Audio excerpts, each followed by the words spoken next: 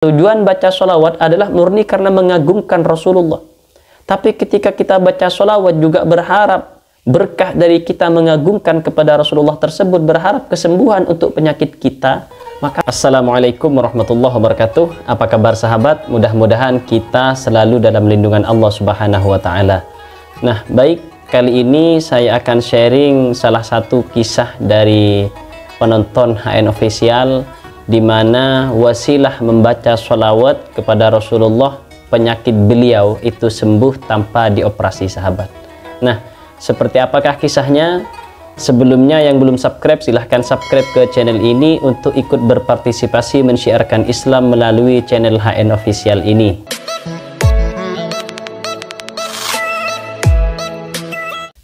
Baik sahabat, sebelumnya ingin saya beritahukan bagi sahabat semua yang mungkin pernah mengalami pengalaman spiritual, keajaiban zikir ataupun sholawat, silahkan tulis di kolom komentar. Insya Allah nanti kita akan angkat sebagai konten, kemudian kita akan sharingkan kepada sahabat yang lain, agar lebih banyak lagi saudara-saudara kita, sahabat kita yang termotivasi dengan adanya cerita-cerita hikmah dari kita semua, sehingga lebih termotivasi lagi, lebih menggugah keimanan mereka lagi untuk senantiasa bertakarrub kepada Allah, membaca sholawat kepada Rasulullah SAW. Nah, untuk menyingkat waktu, maka langsung saja akan saya bacakan komentar dari jamaah atau penonton HN Official ini tentang penyakitnya yang sembuh barokah sholawat. Komentar yang pertama ini sahabat disampaikan oleh Reni Susilawati. Assalamualaikum Pak Ustadz, saya tahun lalu divonis hipotiroid dan harus secepatnya dioperasi, tapi saya tidak melakukannya karena saya tidak punya uang dan takut dioperasi karena posisi di leher full operasinya. Jadi penyakit hipotiroid itu sahabat penyakit benjolan yang ada di leher ya. Ini biasanya memang menyerang ibu-ibu pasca melahirkan, biasanya seperti itu. Kenapa saya tahu? Karena ada salah satu saudara saya yang baru kemarin itu mengalami penyakit seperti itu dan dioperasi sahabat.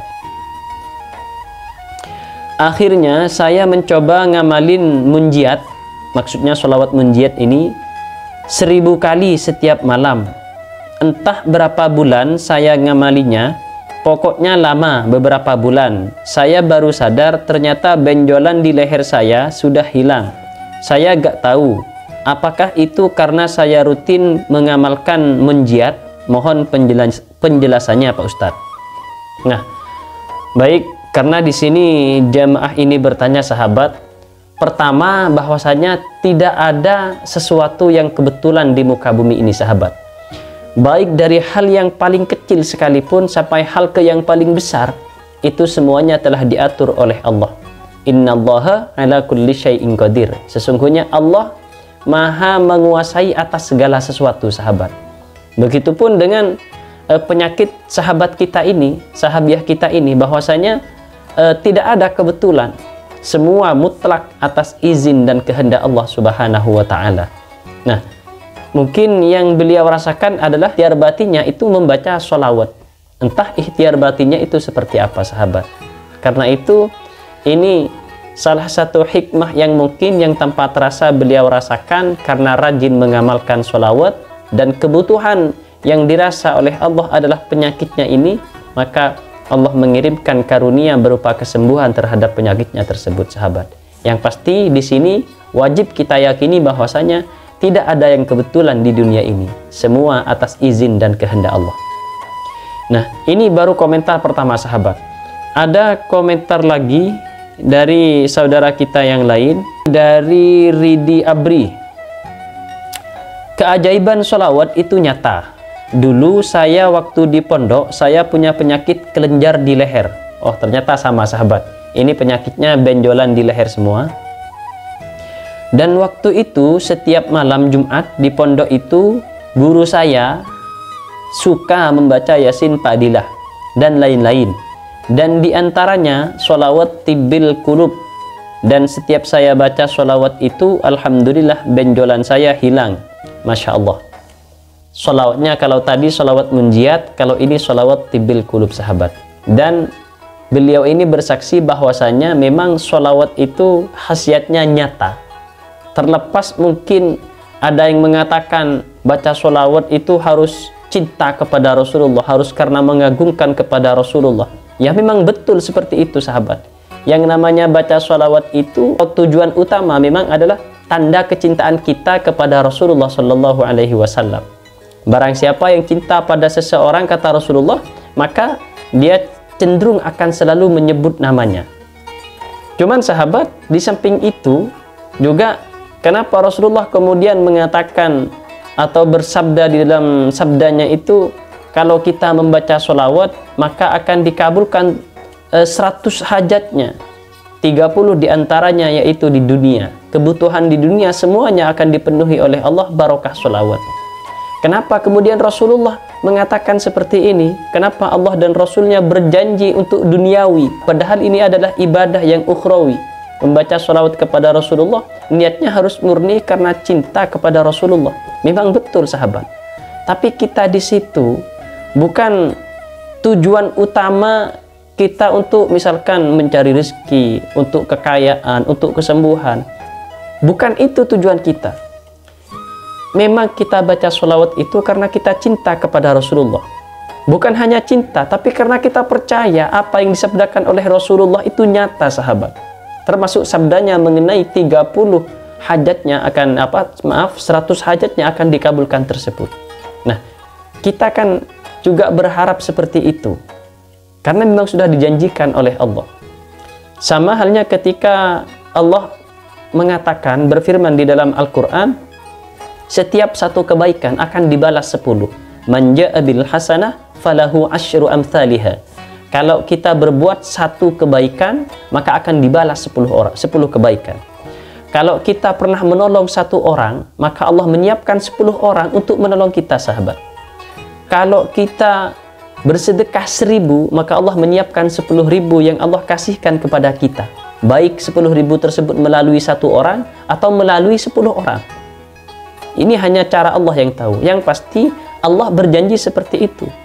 Dan Allah dan Rasulnya itu sahabat, innallaha la yukhliful mi'ad. Allah itu tidak akan pernah ingkar terhadap janjinya.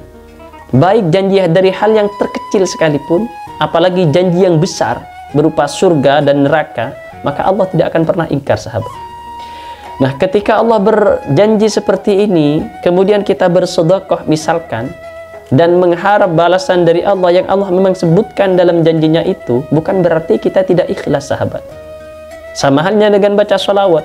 Tujuan baca sholawat adalah murni karena mengagungkan Rasulullah. Tapi ketika kita baca sholawat juga berharap berkah dari kita mengagungkan kepada Rasulullah tersebut, berharap kesembuhan untuk penyakit kita, maka bukan berarti kita tidak ikhlas membaca sholawat.